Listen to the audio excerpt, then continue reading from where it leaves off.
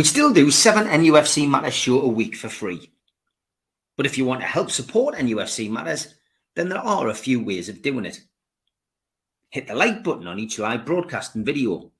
This helps the channel grow. Hit the subscribe button and select the all notifications bell so you don't miss a single show. If you want to help us financially, then you can join the channel using this button with the membership starting at $1.99 a month. Or you can drop us a donation in the chat using a super sticker. We're also looking for sponsors. If you'd like your brand advertised on the flyers for the show and featured during the ad break, then email John at nufcmatters.com to arrange today.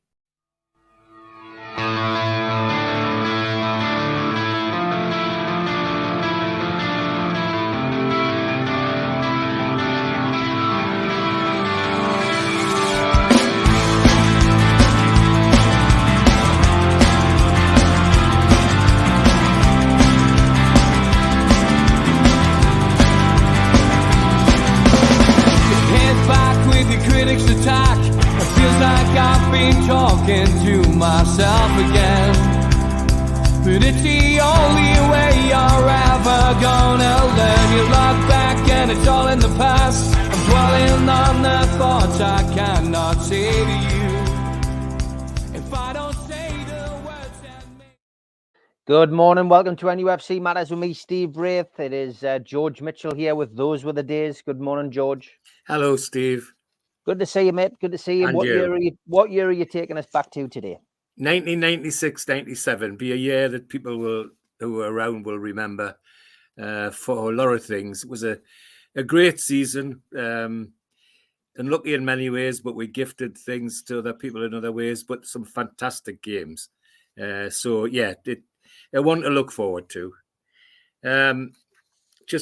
Like I usually do, put you in the picture what was happening around that time. Well, in music terms, Top of the Pops was missing by everything but the girl.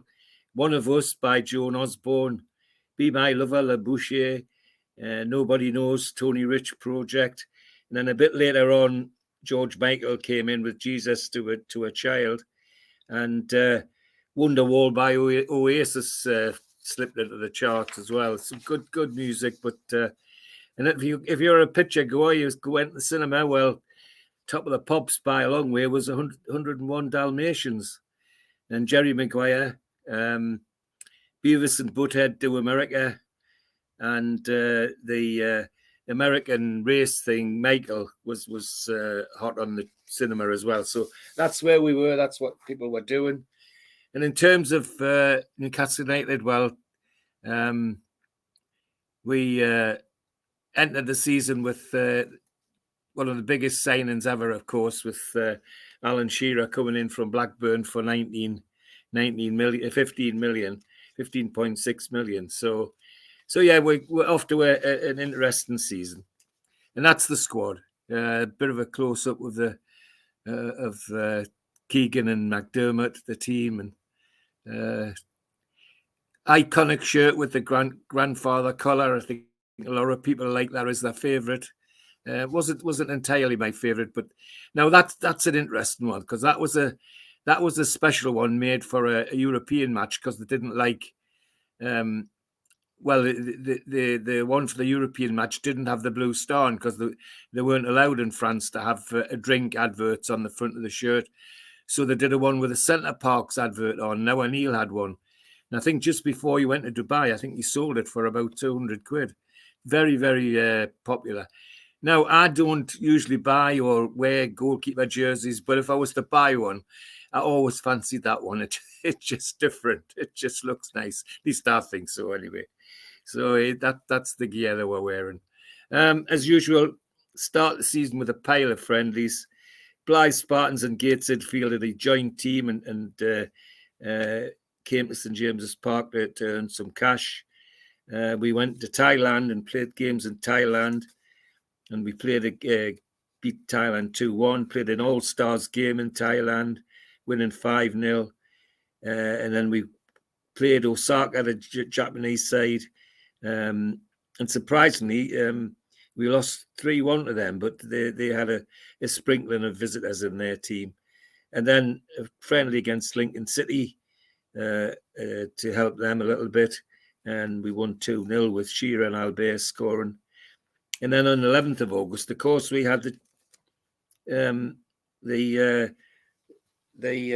shield, the charity shield against Manchester United.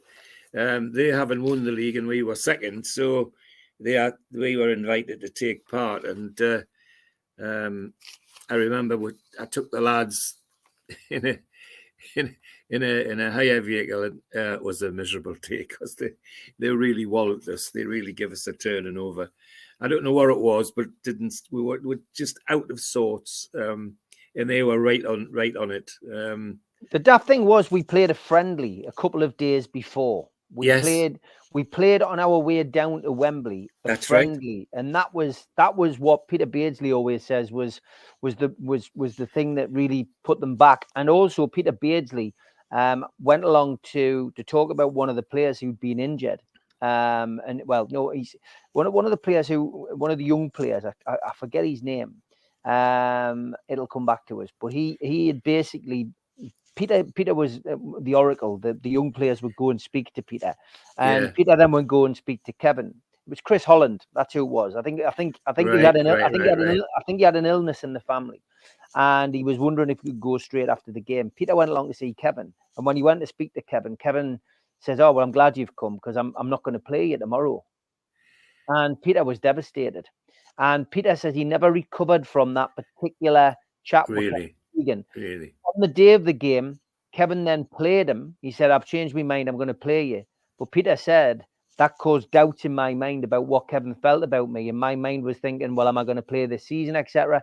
And he says, that was the worst game I ever played. He says, I can't even remember playing the game. So it just shows you what goes on behind the scenes. Sometimes. Absolutely. Well, it was the friendly at Lincoln on their way down because it was only 2 days beforehand. Yeah, that's right. Right. Yeah. Oh, well, there you are. That's a bit more the story that I didn't have because I didn't have the inside information. But we were just awful. I mean, there's no doubt about it. And they were on form. Cantona, Nicky Butt, David Beckham and Roy Keane scored the goals. And it was torture, is the only way to describe it. Not the best day I've ever had in Wembley, I must say. And then we came back and had a friendly at home against Anderlecht and then got into the season. And our first game of the season was Everton away. We went to Everton, and there's the lovely Gary Speed on the front, and it was his anniversary this week. Quite sad, really. But we went to Everton and with our usual side, Shaka Hislop, Steve Watson, John Beresford, Howie, Albert, David Batty, Keith Gillespie, Rob Lee, Alan Shearer, Les Ferdinand, David Ginola, and Beardsley was a substitute. Again,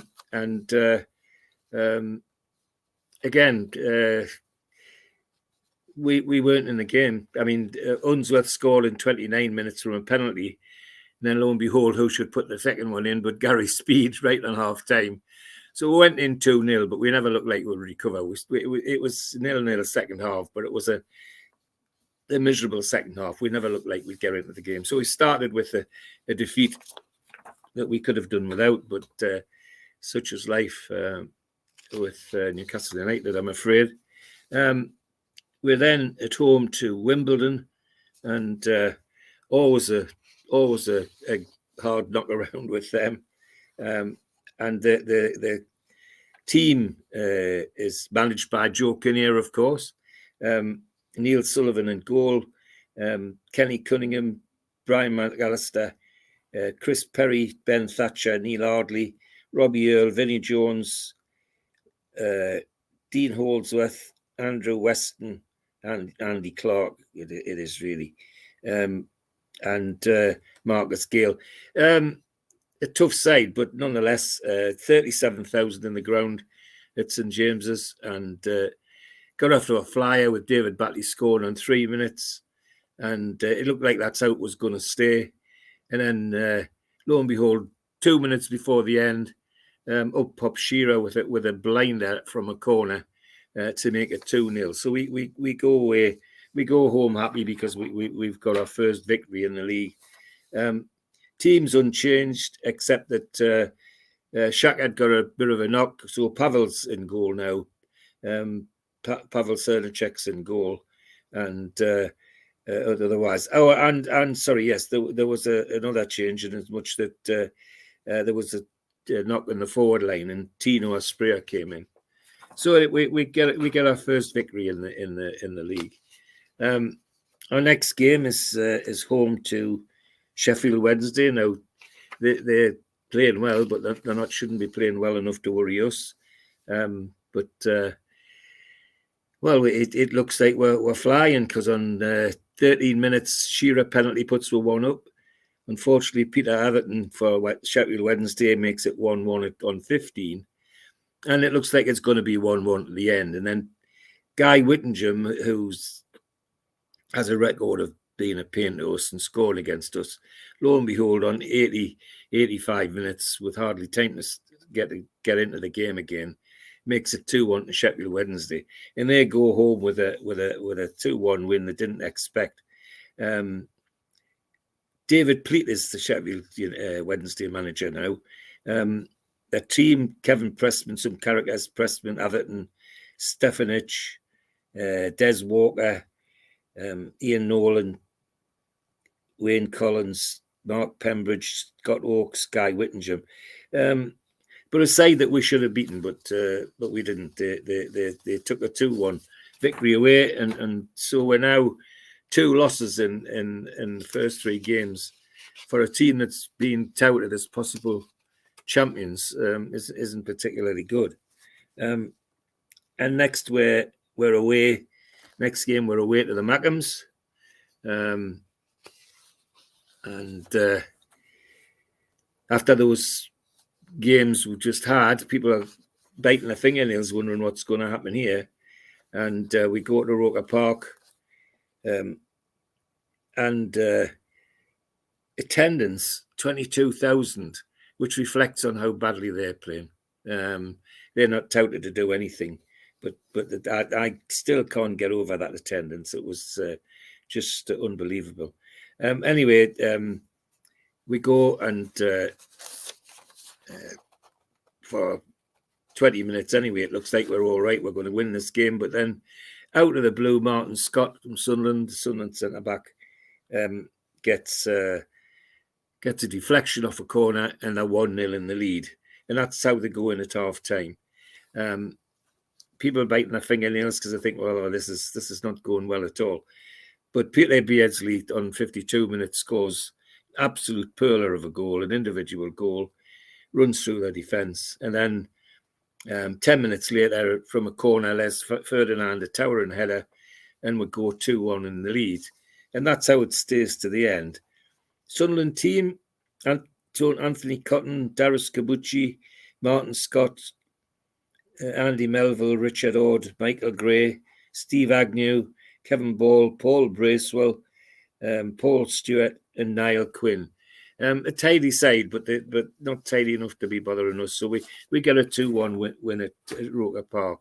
But I still can't get over that crowd. It was abysmal by any stretch of the imagination for a derby match. Then we're away almost immediately. That's on a Wednesday, and on Saturday we're away to Tottenham, to White Hart Lane, and expecting it'll be quite a tough game. Always is at Tottenham, but at least it'll be a good football game usually. And we have an unchanged side with Pav still in goal, and 33,000 in White Hart Lane. Tottenham team, all stars: Ian Walker, Colin Calderwood, who we get to know, Sol Campbell, Euclid Wilson, Justin Edinburgh, Darren Anderton, David Howells, Alan Nielsen, Andy Sinton, Rory Allen, and Chris Armstrong. And Ronnie Rothenstahl, Israeli centre forward, as the substitute. A good game, playing very well, but lo and behold, on 28 minutes, Rory Allen slips one in for Tottenham, and it looks like we might be in trouble, but we come back quite strong. And then on 37 minutes, as usual with Les Ferdinand, round about the penalty spot, not marked properly, and bang with a header into the back of the net before anybody could move. So we go in at 1-1 at half time. End-to-end stuff afterwards, with both teams having chances but not taking them. And then a repeat performance of the first goal, standing on his own on the penalty spot, which is always a dangerous thing to do with Les Ferdinand. Nice header, bang, 2-1 to Newcastle United. And we go home with a 2-1 victory, which recovers some of the ground we lost with those first two defeats that we had, which were very disappointing. Then we come home to European game against Halmstad, and it's the first round of the UEFA Cup, and Halmstad, good European side, but should not be up to our standard, and they're not. They're definitely not. It's straightforward. Les Ferdinand, 6 minutes. Tino Asprilla on 26. Philip Albert, 51. And Peter Beardsley on 54. And to say it was a straightforward, regular kind of victory, actually doing down the lads, because they actually outplayed this team and could easily be more than 4. But the 4 was almost a guarantee through to the next round, and something that everybody appreciated, I think. So we look at that and reflect on how the season's gone so far. So we're now at home to Blackburn Rovers in the Premiership, and want to get 3 points in the back to cement our place in the lead. We're now looking to go third in the league, and same side from Keegan, with Cernacek still holding his place in goal. Substitutes Lee Clark, Keith Gillespie, and Tino Asprilla, because David Batty's fit again, and Keegan puts David Batty back in the side against his old club, which is interesting. Blackburn, well, the slight changes from what they've had, but their big loss for them was Shearer, of course, because he was playing for us. But Tim Flowers was still playing, and because David Batty left them as well. Tim Flowers, their goalkeeper, was well. And Colin Henry, the big blonde centre half, and is the team that we played, and a 2-1 win. Chris Sutton, of course, was now the centre forward, Shearer's partner. 45 minutes, right on half time, Shearer scores a penalty. 61 minutes, Ferdinand scores the second. And then on 86 minutes, Chris Sutton gets the consolation for Blackburn. So we get a 2-1 victory, which cements our place as third in the league, which is everybody's really pleased about. We then away to Leeds United. Always a tough match.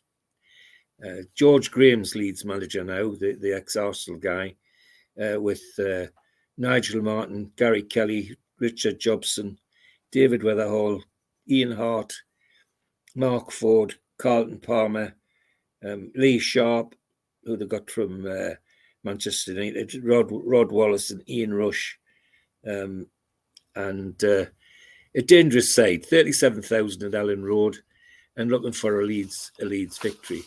We go with virtually unchanged side, with Pavel still in goal. Peter Beardsley slipped in because of injuries, and Lee Clark and Keith Gillespie were substitutes. As I say, 37,000 in the ground, and a victory at this one, and we would actually go up to second. And it's as usual with Leeds, hard fought, no quarter given, lots of hard tackles, and 0-0 half time. It looks like it's going to be that sort of game. There's chances, but nobody can put them in. So 0-0 and half time, and it looks like that's the way it's going. And then all of a sudden, out of nowhere, only Shearer does this sort of thing. He chased a nothing ball. The ball was going out for a goal kick, so everybody thought, but not Shearer. He chased it right to the byline and cut in towards the penalty area, and with his left foot, banged it into the top corner without the goalkeeper being able to move. And so we get a 1-0 victory, which, as I say, sends us to second place, which is a relief after the poor start that we've made. We then have the return match with Halmstad, and haven't got a 4-0 lead. Nobody's expecting any drama there. But it's different. They have a real chorus. Les Ferdinand puts us 1-0 up on 43 minutes. And it's only after half time that the Halmstad really have a go on. Anderson and Svensson on 74 and 81 minutes give them a 2-1 win, which was not expected by us. I suspect it was a bit surprising for them as well. But the 2-1 victory meant we got through on a 5-2 aggregate to the next round, and job well done is the best thing we can say about that. Then we return to Aston Villa in the Premiership. Villa are a decent side. People are talking about them as possible contenders, but so far they haven't shown that kind of class. 37,000 a game in the ground, with Brian Little, Aston Villa manager, a northeasterner who has good reputation, and Villa got lots of people from other places in their team. Michael Oakes, Fred Nielsen, Steve Staunton, the fullback from Liverpool, Ogo Ekiog, Gareth Southgate's a name we know, Alan Wright, Mark Draper, Ian Taylor, Steve Maksevich, and Dwight York, who are all well known to us. A good game, good football game, and played under the mantra of Keegan, if they score 3, we score 4. Well, that's exactly what happened. Les Ferdinand in 5 minutes. Sorry, Dwight York for them in 4 minutes, then Les Ferdinand for us on 5. 22 minutes, Les Ferdinand. So we go in, it look like we're going 2-1, and just before half time, Shearer adds a 1, and we go in 3-1, and everybody's cock a hoop. But after half time, Dwight York turns on the style, and very quickly, in no short time, he's got another goal, so it becomes 3-2, and we're sweating a bit. And then Steve Howie from a corner on 67 makes it 4. But Villa don't give up. Dwight York again completes his hat-trick in 69. And we've got a bit of a sweat on for the last 20 minutes or so. But a good game, and a one which we win 4-3.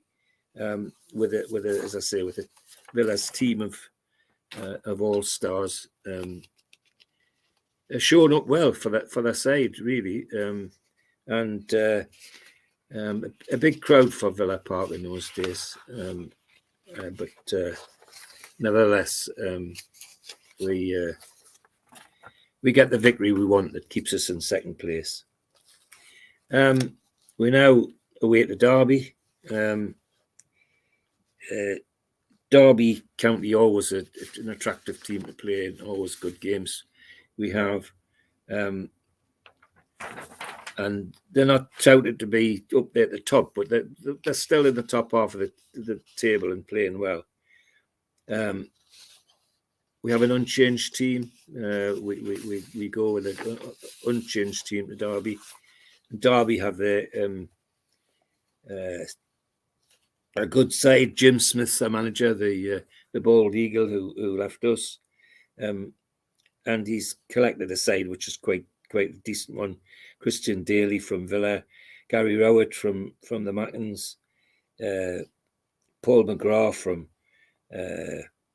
Aston Villa via Manchester United, Chris Powell, Asavinovic, Daniel Powell, Ashley Ward was a dangerous forward, and Dean Sturridge also someone who was dangerous in the forward line. And substitute for them that day was Marco Gabbiadini, who we all know from our friends down the road, as he was their centre forward for a lot of years. 0-0, but lots of excitement just the same.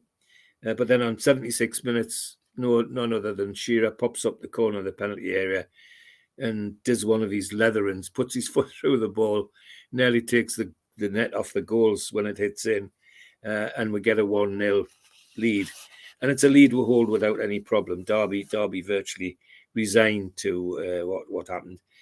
18,000 in the baseball ground, but that victory, and we're top of the league, which is quite exciting. Got everybody warmed up, and we then come to a second UEFA leg, first leg, second round, playing Ferencváros, the Hungarian side. And now they're a good European side, and anything we can get out of this game would be interesting. We sadly looks like we're in for a hard time, because on 7 minutes, Haravac scores for them, and on 17 minutes, Lissels scores for them, and it looks like we're in trouble. But then 25 minutes, Les Ferdinand scores and pulls it back to 2-1. And then, lo and behold, on 35 minutes, when it looked like we were really in it, Shearer scores another great goal. And on 35 minutes, we're 2-2, and that's how we go in at half time. Everybody's hoping that that's how it'll stay, but hope it didn't work this time, because the dangerous forward Lascelles scores the second goal and gives them a 3-2 victory, which was lucky on their side and on their part, but nonetheless they got the victory. But it's the one we can recover from. The next game is quite a momentous game. They get at home against Manchester United. It was a game that from the off you could see Newcastle were up for it, whether it was to get revenge for the Charity Shield or what, but they were really up for it and going to give it a go. And give it a go they did. Darren Peacock on 12 minutes, Ginola on 30, Ferdinand 62, Shearer 74, and for me, the goal of the game, Philip Albert lobbing the goalkeeper on 83 to make it a 5-0 victory against the Red Devils. And no fluke. There really were value for that victory. And the Red Devils team, Alex Ferguson, of course, manager, Schmeichel, Gary Neville, Ronnie Johnson, David May, Gary Pallister, Dennis Irwin, David Beckham, Nicky Butt, Proboski, Cantona, sorry, give me his full name, Eric Daniel Pierre Cantona, Ole Gunnar Solskjaer was in the side as well. Phil Neville and Johan Cruyff, Jordi Cruyff were the substitutes. That for me was one of the most exciting games I've seen, because the crowd were really off their seats for that one, and felt we were going places after that result, I think, and cemented their place as first above Manchester United. Well, a lot of confidence flowing through St James's Park after that one. So then we go to we have FA Cup third round with Oldham Athletic at St James's, 36,900 and something in the ground. and people hoping that this side might actually give her a cup run and see where we'll go from there. But Keegan is always a strong side, and the only area where he changes is that Pavel's got an injury now, and Shaka Hislop's back in goal, and Paul Kitson comes in as a substitute. And it's a tidy game. Walden weren't going to give us away easily. And it opened the scoring with Peter Beardsley from a penalty. But after that, it was end-to-end with both sides could have scored, but they didn't. And it ended with a Newcastle 1-0 victory. And just to correct you, George, that's the League Cup, not the FA Cup. I beg your pardon, you're right. The League Cup. Sorry. Yeah, I said it, FA Cup, yeah. But even so, the people are hoping that we'll get a run in the Cup. Beardsley pen in 25 minutes. Oldham with one or two names, we know, Gary Kelly in goal for them. Gunnar Halle, the fullback from Manchester City. Carl Serrant. Scott McGivern, Steve Redmond. David Beresford. Paul Rickers, Stuart Barlow, and Nicky Banger. Nicky Banger was a very dangerous forward in his day, but not dangerous enough to upset Newcastle that day. We go through to the next leg of the League Cup with that 1-0 victory. So we're next at away to Leicester City in the league at Filbert Street. A game we would like to win. We going to hold on to first place. We need to be winning at places like Leicester. 21,000 in the ground, but off day is the only way to describe it. And two old stagers, Steve Claridge, Emil Heskey score the goals, one on 17 minutes, one on 79. But we never looked like getting anything back.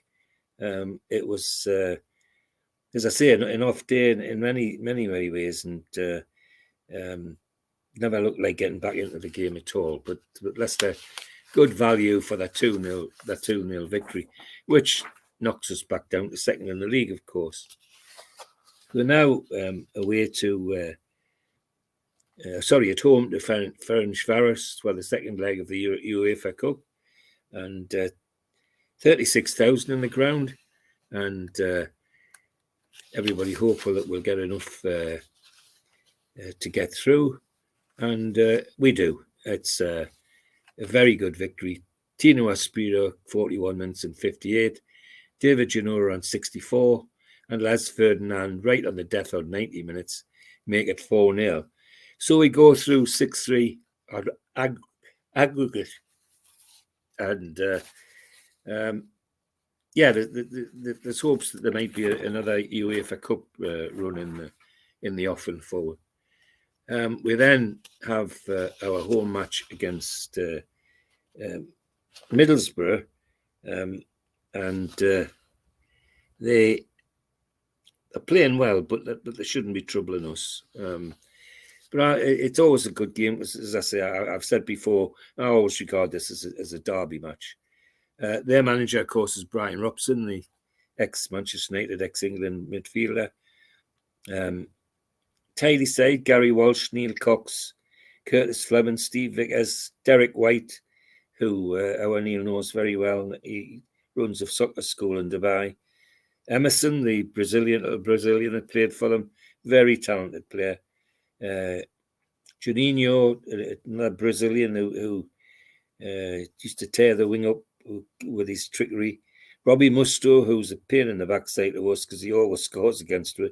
Phil Stamp, Nicky Beck, and the big silver grey guy, Fabrizio Ravanelli, the big Italian centre forward.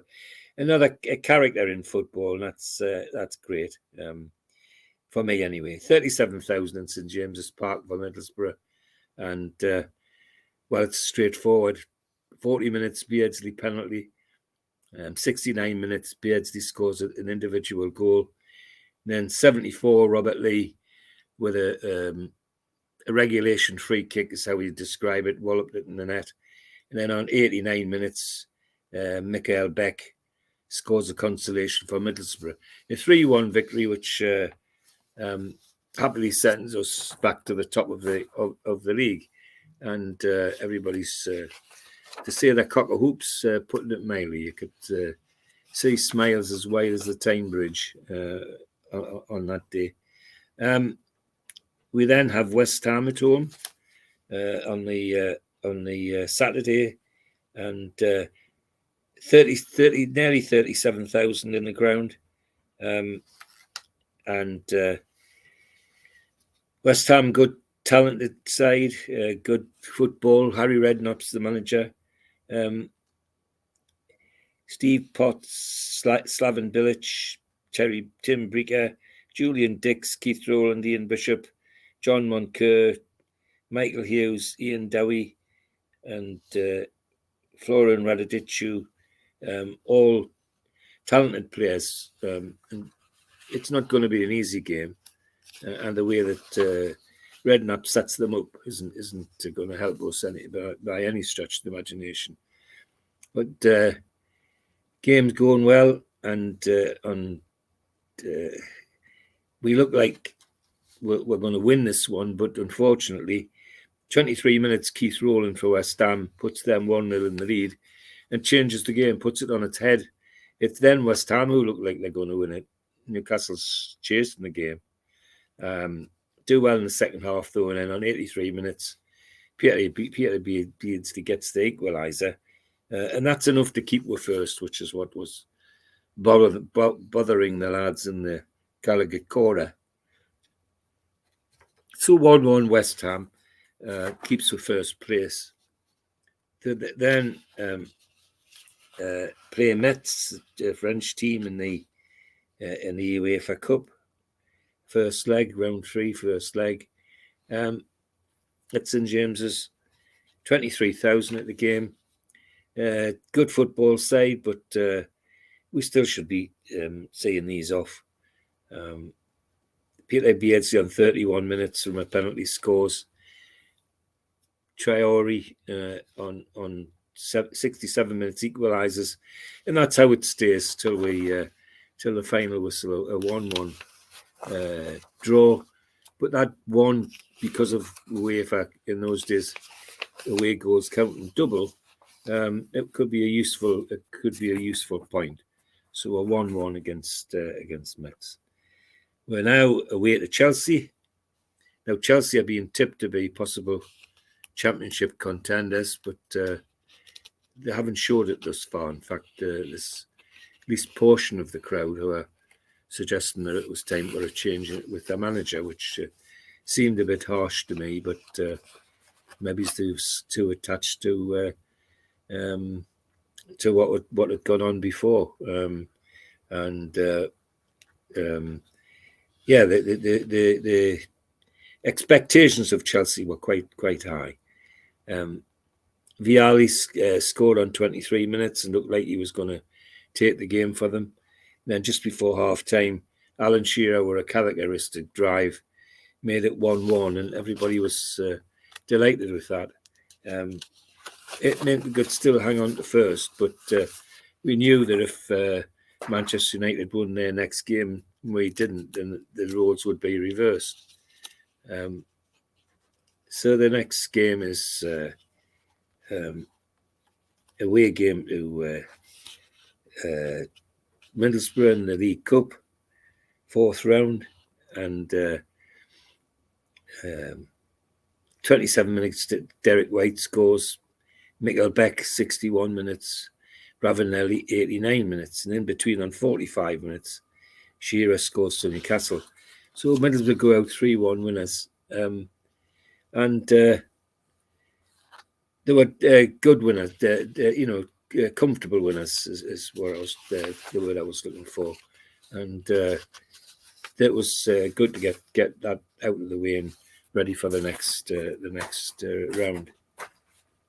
We then at home to Arsenal in the league, and they're one of the contenders. They're pressing hard, and 36,500 in the ground. Arsenal come with a team of all-stars. John Lukic, who came from Chelsea, Lee Dixon, Nigel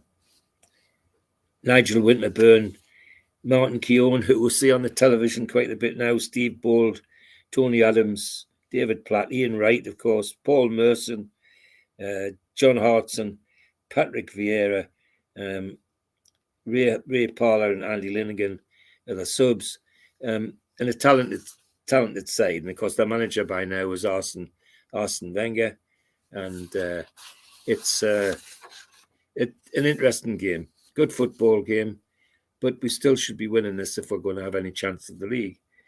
Unfortunately, Lee Dixon on 11 minutes puts them in the lead, and everybody thinks, well, that's it. But then Shearer scores a blinder from outside the penalty area to make it 1-1 at half-time. They come out, and it looks like they're going to have a go, and they do. And lo and behold, on 60 minutes, Ian Wright sneaks in his characteristic way and makes it 2-1. And so we've got a 2-1 loss against Arsenal, which puts us down to second, which is the biggest disappointment of the lot. We then have our return game against Metz at home. Same team virtually, and same team for us as well. And that's managed by the big German coach, Joel Muller. Interesting, not a lot of people in the side who were great names, but there was some on the side that did become great names, because Robert Perez ended up at Arsenal and became a star at Arsenal, and Anton Triori also made a name for himself in the Premiership. However, we beat them 2-0 with goals from Tino Asprilla on 80 and 82nd minutes. It looked like we might give it away this one, but we managed two goals from Tino, and we go out 2-0 winners and 3-2 on aggregate.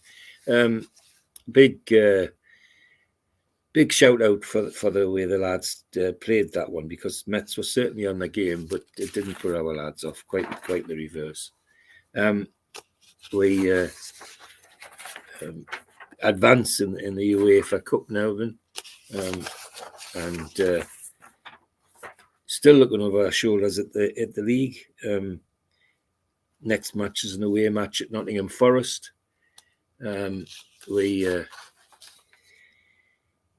Frank Clark's the manager of Forest, of course, our old stalwart fullback, and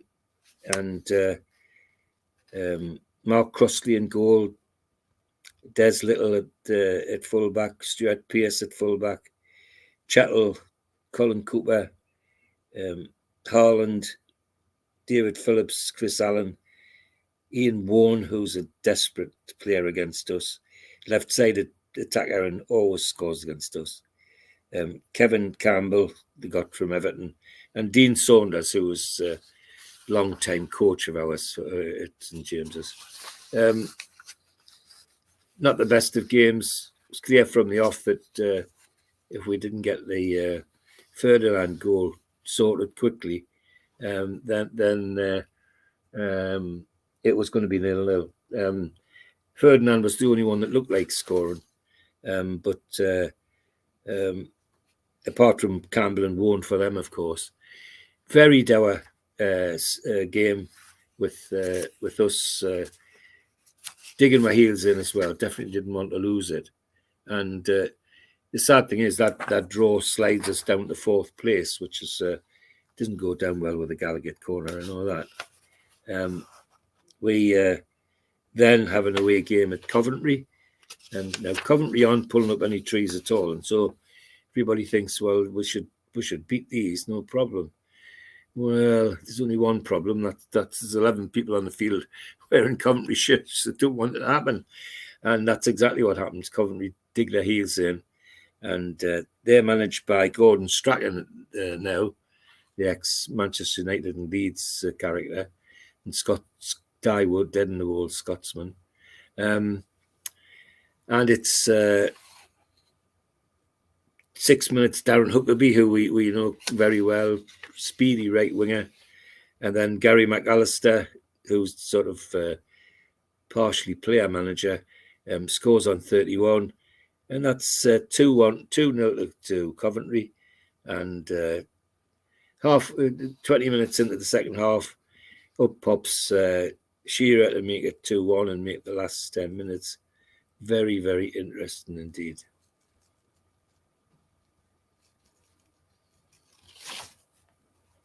So, not a good result at Coventry. One we could have turned on its head if we'd really put what's mind to it. But it knocks us down to fourth, which is the big disappointment. We're then at home to Liverpool. Now, having struggled against Coventry, nobody's expecting us to pull up trees against Liverpool, of all people. On the other hand, if we're in this title race, we've got to start beating teams like Liverpool. 36,500 in the ground. And with the way games had gone, we're now slipped down to sixth. Roy Evans, Liverpool manager, and the Liverpool team with lots of names people know. David James, Bromby at fullback, Mark Wright, Phil Babb, Reza Ruddock, Jason McAteer, Steve McManaman, Michael Thomas, John Barnes, Robbie Fowler, and Stan Collymore. Entertaining game, the only way to describe it. End-to-end stuff. Could easily have been a hatful of goals, but it wasn't. Shearer on 28 for us, and then Robbie Fowler on 46 just after half-time for them. And end-to-end to the end, but nobody could put the ball in the net, and we get a 1-1 draw, which some people were, and I remember at the Gallagher corner, one or two people were heaving a sigh of relief because they thought Liverpool might turn us over because of our previous form. But it was a good game and a good 1-1 draw at the end. We're then away to Blackburn. We should be beating Blackburn. We did at St James's, but what we should and shouldn't do. Again, Pavel in goal, still unchanged side from Kevin Keegan, and we're at Blackburn, who have Tim Flowers still in goal, Helen Berg at fullback, Colin Henry, Chris Sutton, Graham Lasso, Billy McKinley, Tim Sherwood, Jason Wilcox, and Kevin Gallagher playing on the left side of their attack. End-to-end stuff, a good football game, 30,000 in Ewood Park. But then on 75 minutes, Kevin Gallagher left alone in the penalty area, and he doesn't make mistakes with that, and punishes us by scoring a quite nice goal to take it to 1-0 victory to Blackburn. And kind of cements our place at sixth. Well, that's not where we want to be at all. Lots of talk in the press about how Keegan reacted to some of these results. And so the next game we play is a home game against Tottenham. And, everybody's expecting a decent game. Jerry Francis, their manager, a good side. Walker in goal, Stephen Carr, fullback, who we get to know, Calderwood, Sol Campbell, Wilson, Rule Fox, David Howells, Alan Nielsen, Andy Sinton, Stephen Iverson, and Teddy Sheringham. Team of all stars, but 36,300 in St James's. And what we didn't expect was a riot in terms of Newcastle United. Shearer 19 minutes, Ferdinand 22, Ferdinand on 58, Rob Lee on 60, 78, Philip Albert, 82, Alan Shearer, 87, Robert Lee again, and a consolation from Alan Nielsen for them on 88 minutes. 7-1 victory over Spurs, which really made it look easy because it was, but a lot easier than everybody thought it would be. But 7-1 victory against Spurs in any event, and everybody's say they're smiling is putting it mildly. The roars as the goals go in were incredible, and of the sort, of course, we've been discussing atmospheres recently with St James's. Nothing like a full St James's with everybody packed in the Gallagher corner and the Lasers end, and it sets the hairs on the back of your neck and end when it's like that. Certainly, it was against Spurs. The ruckus when each of those goals, 7 goals, went in. Next game, we're at home to Leeds. We know this is going to be a tough game. Leeds playing well, but not up the top like we are. Very tough side. Got a young man called Lee Bowyer in their side who's stiffening their midfield. Good entertaining first half. Shearer in 4 minutes scores and takes win 1-0, but Leeds aren't giving it up, like they're having a go.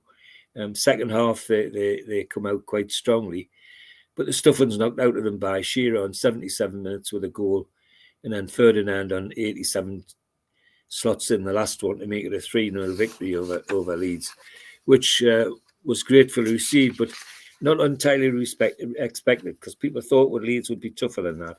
Well, they were, but just not tough enough. And the players we wanted to turn up turned up, with Shearer and Ferdinand almost unplayable at stages. So a nice win against Leeds. We then have FA Cup third round at St James's with Charlton, and they're no great shakes. They're in a division down and not playing particularly well, but the Cup has a habit of getting teams to wake up. 37,000 at St James's for this one, with Charlton now managed by Alan Kirbishley on his own. They've had a 2-tier management system until this time.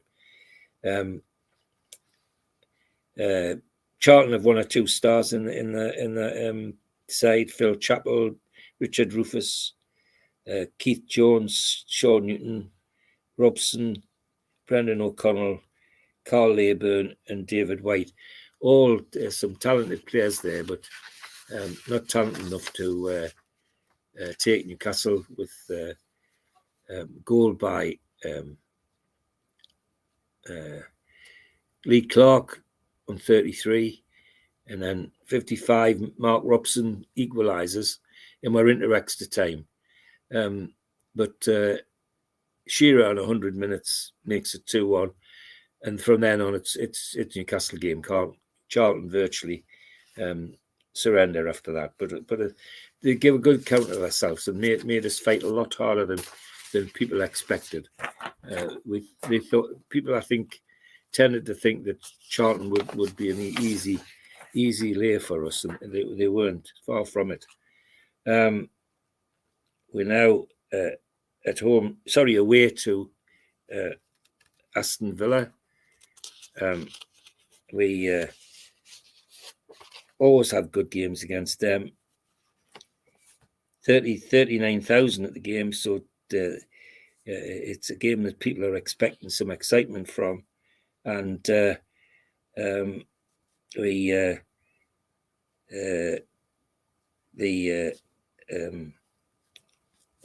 game's end-to-end stuff, with Shearer on 16 minutes, Clark on 21 minutes, given with 2-goal lead. Dwight York on 39 makes it 2-1, and that's how it stays till half time. And right up until the hour when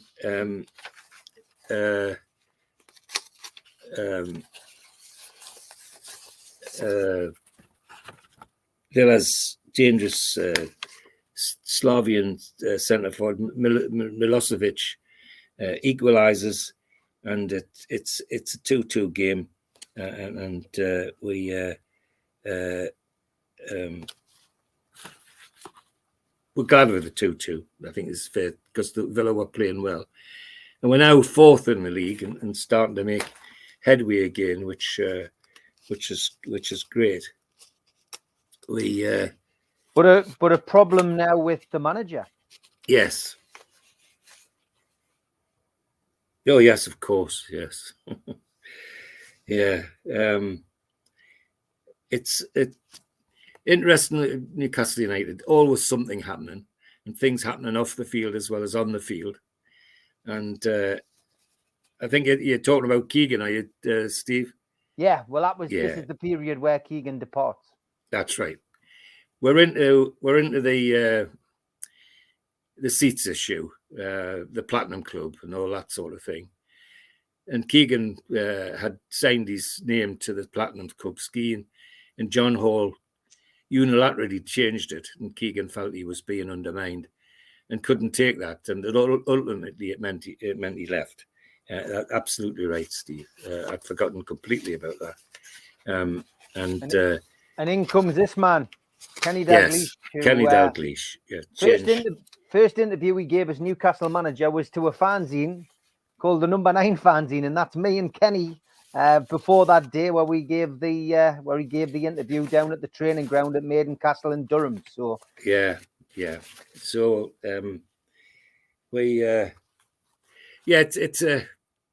it's a hectic period, and there's no doubt that upsetting for everybody. There's no question about that. Well, what we'll do is we'll go to the ads. We'll let you get yourself sorted. We've had the FA Cup game. We've had the Villa game. So we're up to the ads now. We'll be back after this. Right. A big thanks to all our sponsors: Skips and Bins, telephone 0800 25 45 25 3, email inquiries at skipsandbins.com, website skipsandbins.com, easy contract free and pay-as-you-go waste collection. A big thanks to Mr. Vicky's sauces. They are handmade in Cumbria. If you want to order some of these sauces, call 01768 210 102 or go to the website mrvickys.co.uk. Thanks again to United Group Travel. They are a UK coach holiday firm and they are based in Morpeth with pickups throughout the Northeast. No strangers on our tours, just people you haven't met yet.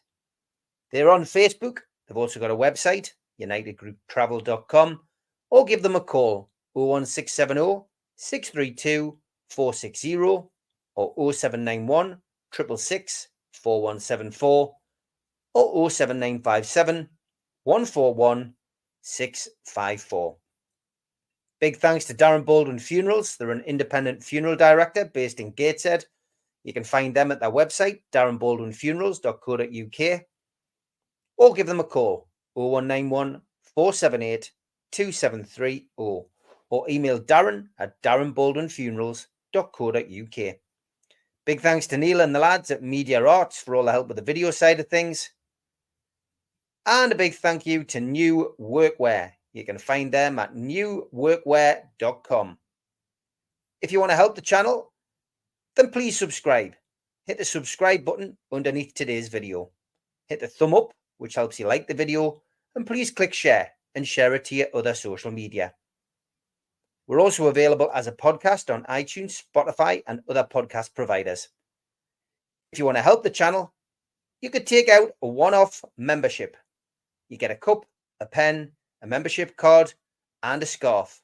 It's a £25 one-off fee, and you can go to nufcmatters.com and click membership, or put your smartphone over this QR code and it will take you straight there. We also help the food bank on this channel. If you want to help the food bank virtually from wherever you are in the world, Click on nufcfansfoodbank.co.uk and it takes you to the match day bucket and you can make a donation no matter how big or small. I'm also involved in the Northeast Footy Breakfast Show. You can find us on the tuneuk.com. I do Monday to Friday with Ted, the Sunderland fan, and Rye, the Borough fan, and Radio Dad Dave.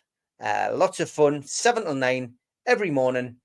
Give us a listen, you'll not regret it. We also help support people in the area who are putting events on. An evening with Nobby Solano takes place on the 19th of January at the Tyneside Irish Club.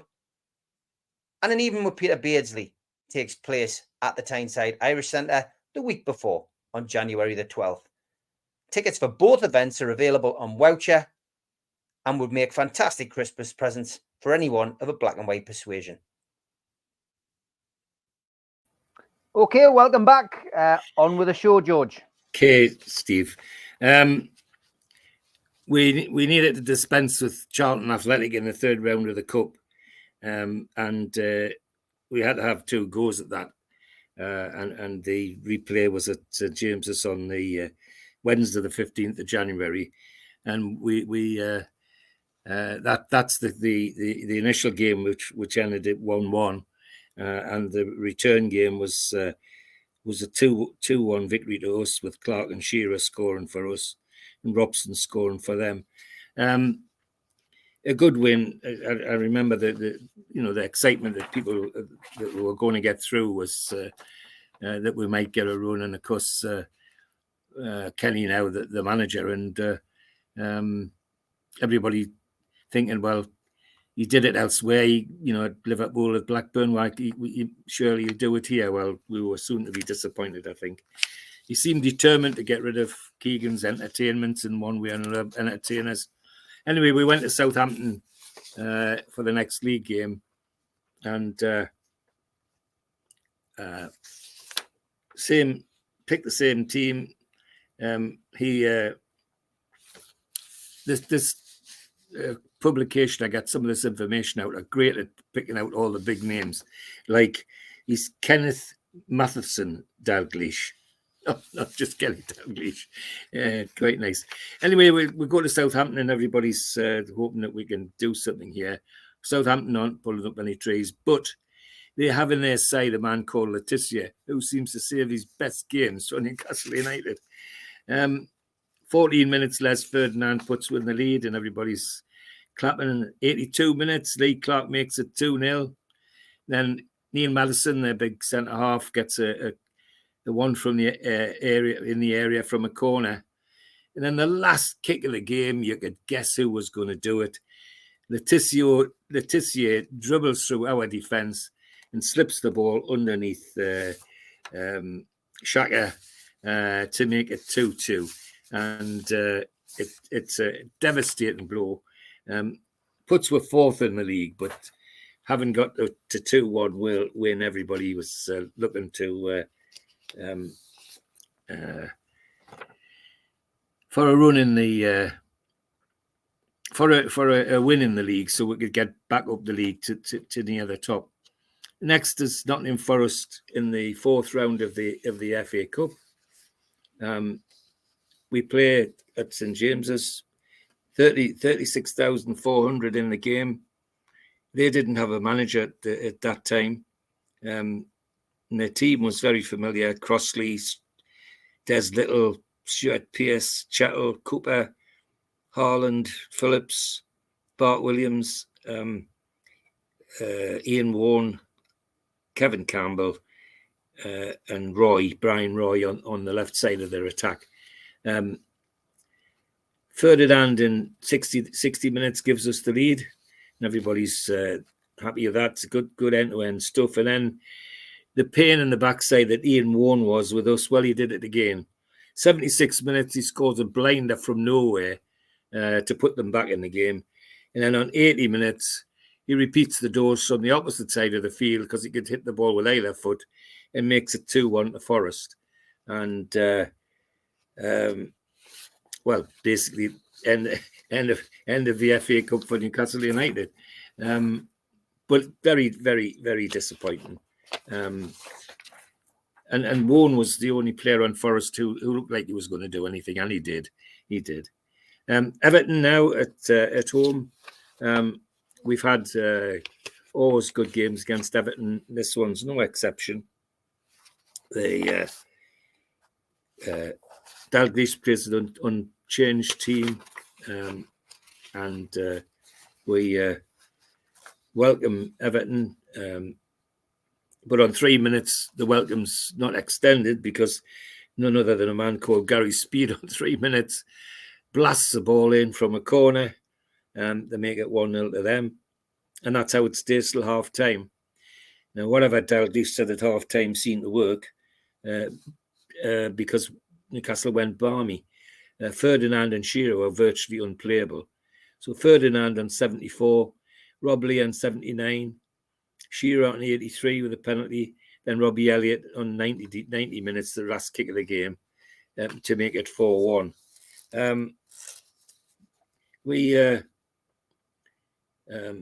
Everton team managed by Joe Royal now, Paul Gerrard, Barrett, Thompson, Unsworth, Dave Watson, Craig Short, Gary Speed, Terry Phelan, Joe Parkinson, Graham Stewart, Duncan Ferguson. Not a bad side, that Everton side, but not good enough to shake us. And as I say, a 4-1 victory was forthcoming, and everybody was delighted with that.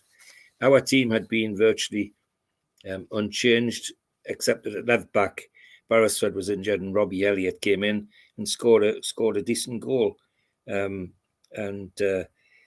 substitutes were interesting with Pav back from injury, Lee Clark, Ginola, and Tino Aspria on the bench. Quite a tidy bench for that day.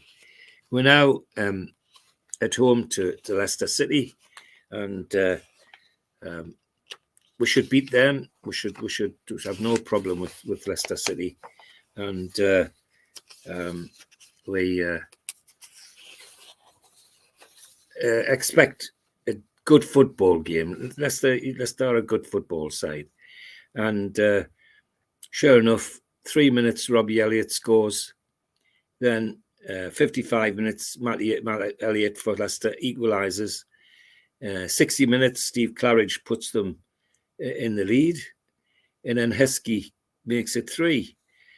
So it looks like we're not going to win this game, but that was discounting a man called Shearer, because on 76 minutes he scores, 83 minutes he scores, and then the last kick of the game he makes it 4-3 for what ended up a very, very entertaining game indeed at St James's Park. The interesting thing for them was that they introduced a young midfielder called Neil Lennon, who was become quite a star and a star manager as well, particularly in Scotland with Celtic. But anyway, we end up with a nice victory to cement us in 4th place, I think it was at that time. So we're now away to Middlesbrough in the Tyne Tees derby. A game we should win, but when it's a derby match, you're never sure. 31,000 at the Riverside Stadium now, and Les Ferdinand on 8 minutes makes it 1-0, and that's how it stays till half time. Second half is dire because Brian Robson's made it clearly told Middlesbrough not to lose any more goals, pack their defence, and it stays 1-0 to the end. But that's fine; it suits us, and moves up to 3rd place in the league, which is great, because they have the stars in like Curtis Fleming, Steve Vickers, Nigel Pearson, of course, Juninho, the Brazilian, Robbie Musto, Craig Hignett, the dangerous player, Fabrizio Ravanelli, and Mikael Beck. A tidy side, but dour side in the second half of this match, because they clearly were under instructions not to lose any more goals, and but we got the 1-0 win that we wanted, and pushed us up to third place in the league, which was great. The next game is a home game against Southampton. Haven't beaten them at their own place, haven't drawn them at their own place. We would like to get the points back. Graham Souness now the Southampton manager, and their team fairly predictable, and of course Matt Letizia the big danger. Jim Magilton at centre forward, a dangerous player. Bergovic at another forward, attacking forward. 36,400 at St James's, and win this one, and we could go third. Well, that's fine, except we're against the bloke I've just mentioned, Matt Letizia. Good game. Looks like a 0-0 all the way. One of those 0-0 draws where everybody could have scored but didn't. But then on 56 minutes, who should dance through our defence but Letizia again on 56 minutes to make it 1-0. And despite our best efforts, there's no way we were going to get an equaliser. And of course, on a day like that, Mark Taylor, the goalkeeper, played like a hero, and they went home with a 1-0 victory. So we're stuck in fourth instead of being third. Now we're talking to Monaco in the UEFA Cup quarter-final, first leg. And Monaco tied the European side.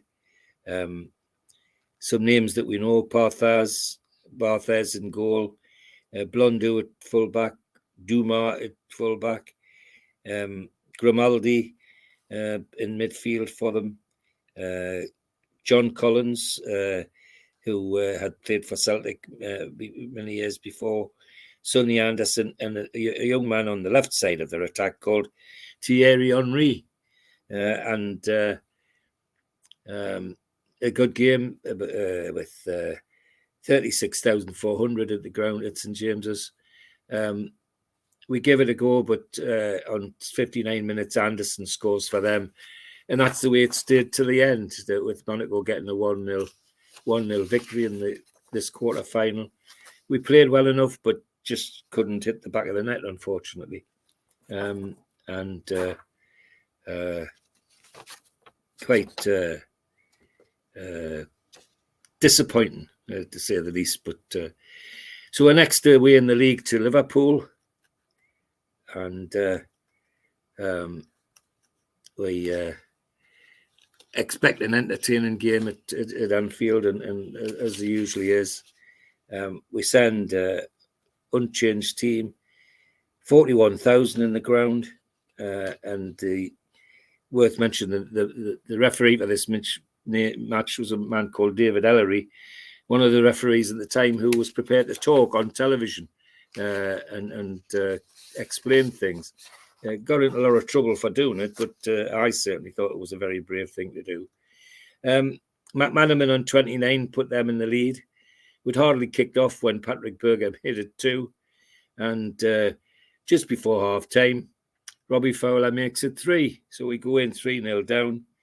And after half-time, Keith Gillespie scores on 71. Then Tino scores a blinder on 87. And Warren Barton scores one of his unusual goals on 88. And everything looks as though it's going to be 3-3 till 90 minutes plus 2. In injury time, Robbie Fowler nips in and makes it 4-3. A score which resonates at that ground, because we've had 4-3s there when they've been absolute blinders. Well, this was a good game, but it wasn't in the same class as that one. And it was just sad that we couldn't hold on to the point. Our team virtually unchanged. Dalglish has kept with the faith with the people that he's been playing all the time. Only changes were in substitutions where Keith Gillespie was involved, and Jim Crawford, a young lad from Scotland, was involved. But it cements us. We still end up in fourth, and we're next at home to Coventry. Now, Coventry shouldn't be any problem to us at all.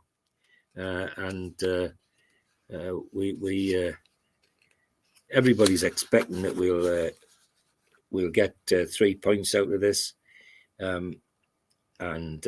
Sure enough, Steve Watson on 12, Rob Lee on 45, and we're going 2-0 up.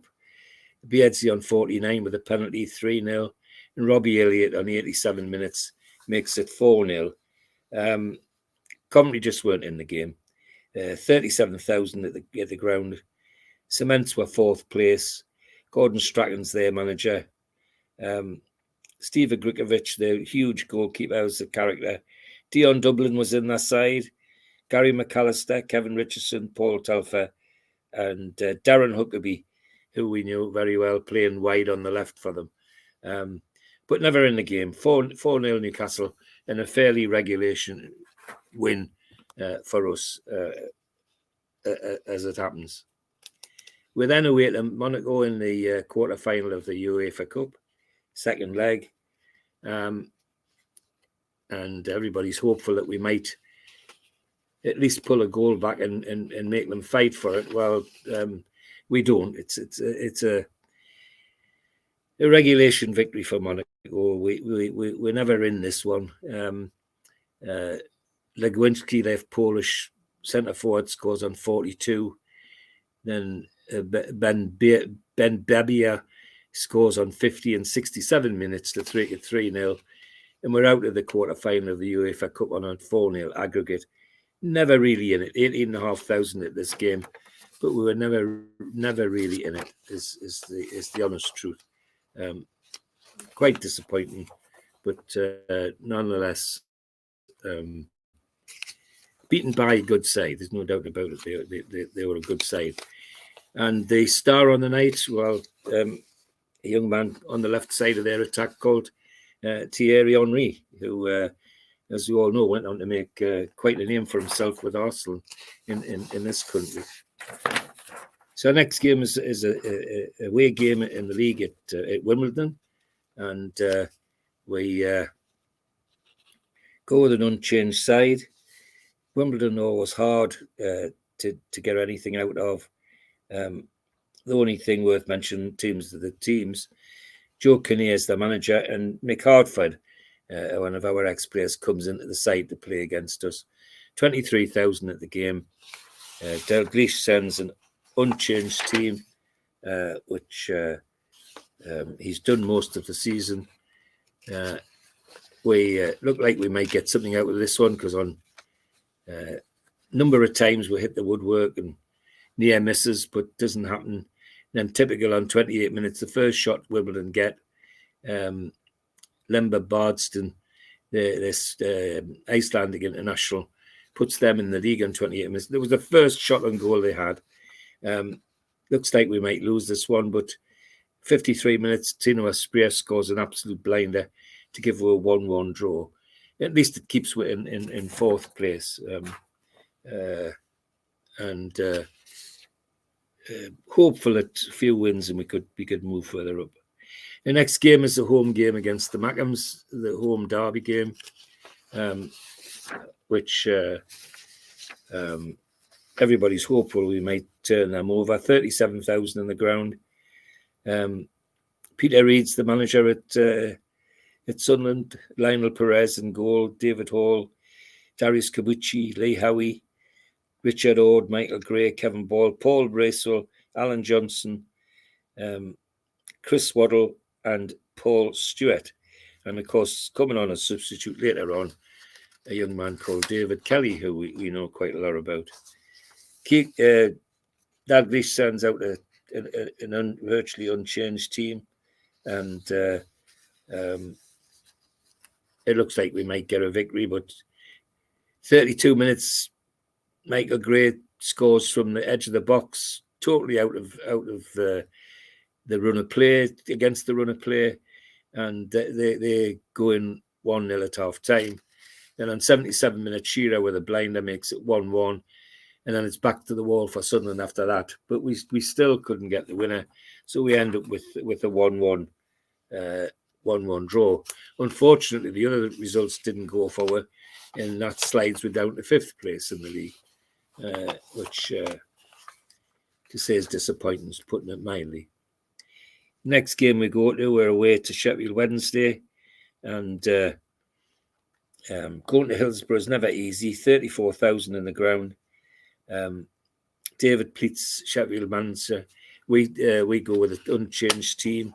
Dalglish keeps faith in the people he's used virtually all season, and we look like we may be in with a shout in this one. First half, playing really well, and Robbie Elliott scores on 35 minutes.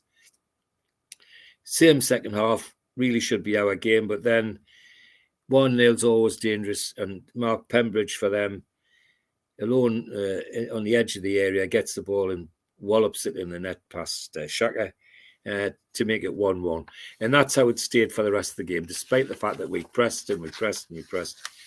We were never going to change that scoreline. 1-1 was where it ended. We then come home to a home game against Chelsea. A good side, but still capable of beating if the right team turns up. And we go berserk. 12 minutes and 35 minutes Alan Shearer. 30 minutes to Tino Esprit, and we go in at half time at 3-0. Looks like we'll do more in the second half, but we can't put the ball in the net. Then on 62 minutes, Craig Burley, their well-known fullback, scores from the edge of the box and makes it 3-1. But it's still our game. Chelsea never looked like coming back into it. 36,500 in the game. And interestingly, they have Scott Minto in the side they just bought from Middlesbrough, who was always a pain when he played for us, against us. And Roberto Di Matteo's in that side now. Jody Morris, a young player, really talented player that they brought in. Mark Hughes, of course, who they now got from Manchester United. And Gianfranco Zola on the left side of their attack. So it was a good Chelsea side, but not good enough to upset us. We were a good victory. And the next game's another home game against Derby County. We should win this one. Unchanged side again with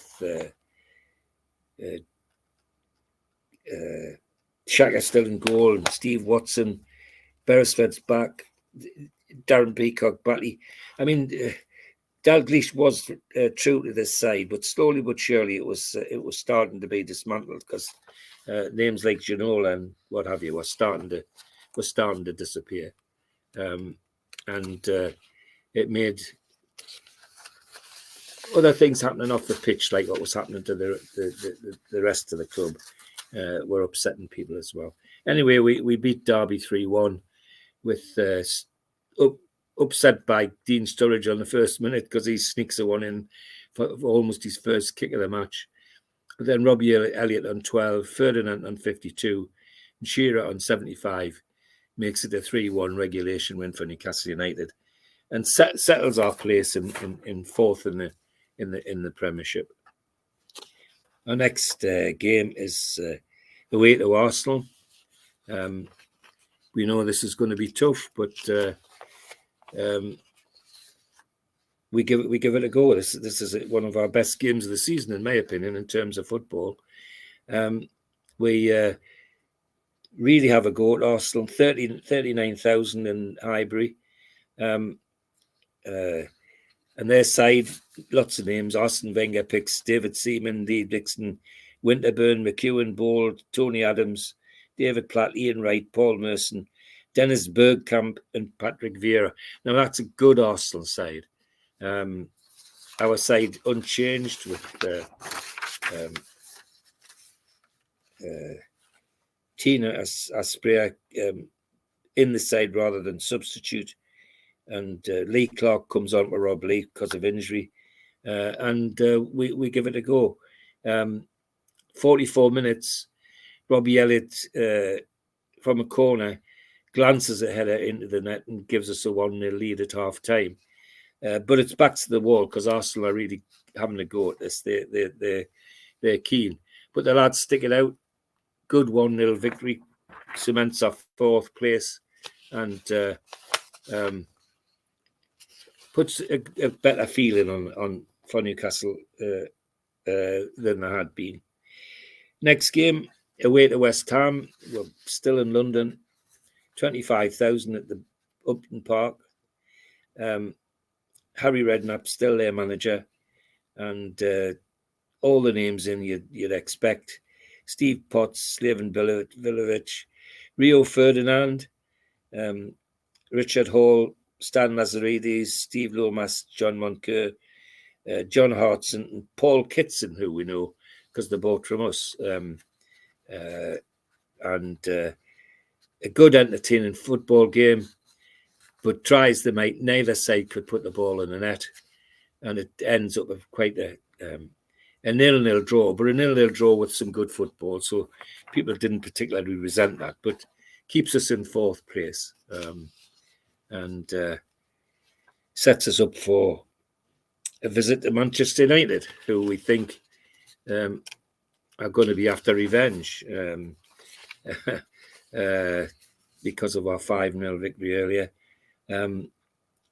Terrific side, though. Schmeichel, Neville, Ronnie Johnson, David May, Phil Neville's, and David Beckham, Roy Keane, Poborski, Paul Scholes, Cantona, and Andy Cole is now in the side. We know this is going to be tough.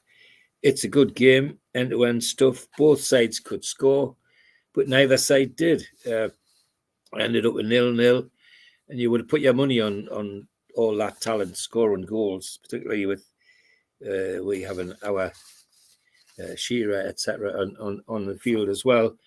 But try as they might, neither side could stick one in the net. And the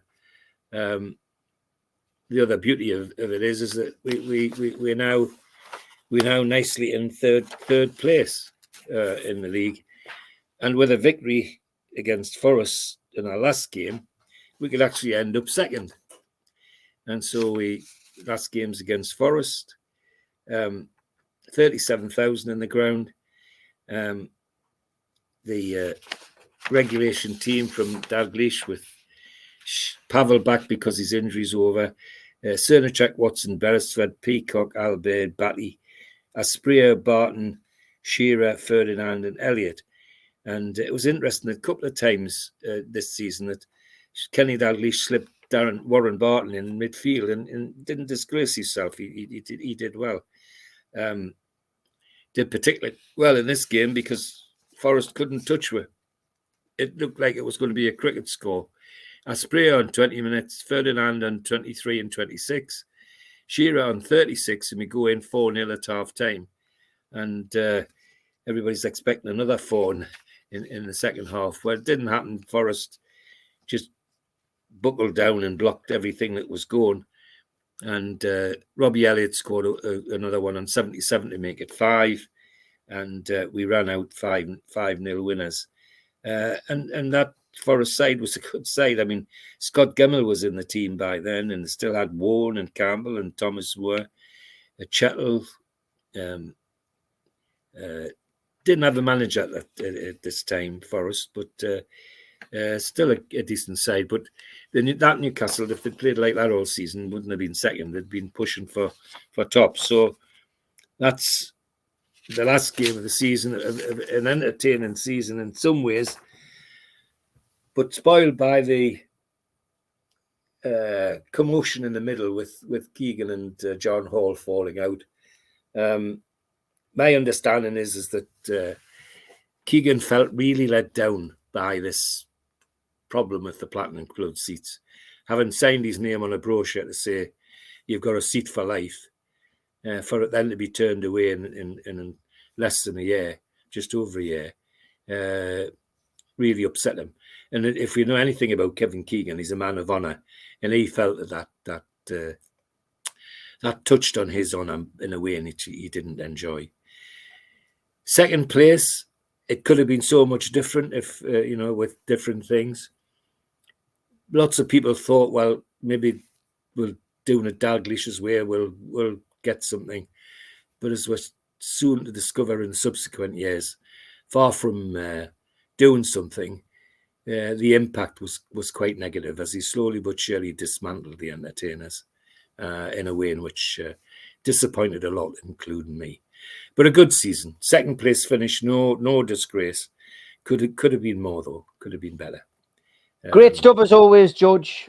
Thank you very pleasure. much for going through that season, taking the time to do it. Look forward to My seeing you on the pleasure. next show. Take care, mate. Okay. Thanks, Steve. Thanks for watching, everybody.